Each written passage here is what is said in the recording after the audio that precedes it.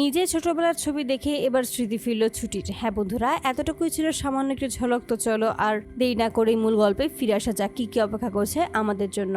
সকলের সামনে যখন ঠাম্মি অপদস্থ হয় এবং অভি স্পষ্ট করে বলে দেয় যে তোমরা খাবার খাবে না, আর তার জন্য তোমরা যা নয় তাই বলে ওকে অপমান করেছো, ওর খাবার অসম্মান করেছো, আর এখন তোমরা এসে আবার সেই খাবারই খাচ্ছ, আর কোনো খাবারই ছিল না নাকি।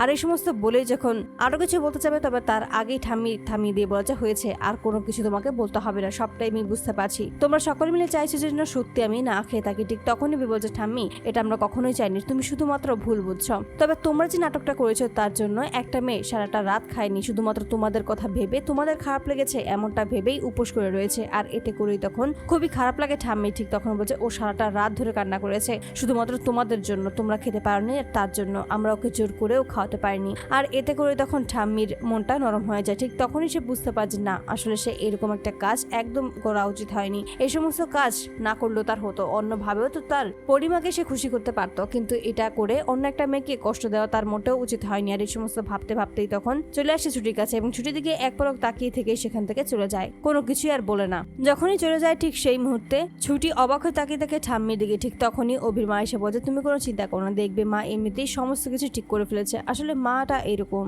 আসলে হঠাৎ করে এরকমটা হয়েছে তো। আর মা পরি বলতে শুধু ঝুমকিকেই বোঝে তো, তার জন্য পরির জন্য সবকিছুই করতে পারে। পরি কি সে ছোটবেলা থেকেই ভালোবেসে এসেছে, তাই পরির জায়গাটা তুমি নিয়েছো, এটা কোনোভাবেই মেনে নিতে পারছে না মা, আর তার জন্যই একটু এরকমটা করছে। ছুটি তুমি চিন্তা করো না, সমস্ত কিছু একদিন ঠিক হয়ে যাবে। আর এতে করে বলে ঠিক আছে, আমি সমস্ত কিছুই মেনে নিলাম, আমি আর কোনো কিছু মনে রাখিনি মা, আপনি কোনো চিন্তা করবেন না। এই বলে যখন সে পেছনের দিকে ঘুরে ফেরে ঠিক সেই মুহূর্তেই তখন এখানে বিশাল একটা ছবি দেখে তখন একটু অবাক হয়ে তাকিয়ে থাকে ওই ছবির দিকে। এই ছবিটা তার বড্ড চেনা চেনা মনে হচ্ছে, কেন যেন মনে হচ্ছে এই ছবিটা সে এর আগেও দেখেছে। আর এভাবে ওই ছবির দিকে তাকিয়ে থাকার পরেই তার ঝাপসা ঝাপসা কিছু স্মৃতি মনে পড়তে থাকে। ঠিক তখনই বলছে এই সমস্ত কি হচ্ছে, কিছুই তো বুঝতে পারছি না, আমার কেন এরকমটা লাগছে, কেন মনে হচ্ছে যে এই ছবির সাথে ঘিরে রয়েছে আমার কোনো সম্পর্ক, কোনো অতীত রয়েছে যা আমি স্পষ্ট করে মনে করতে পারছি না, কিন্তু সেটা কি সেটা এবার আমাকে জানতেই হবে।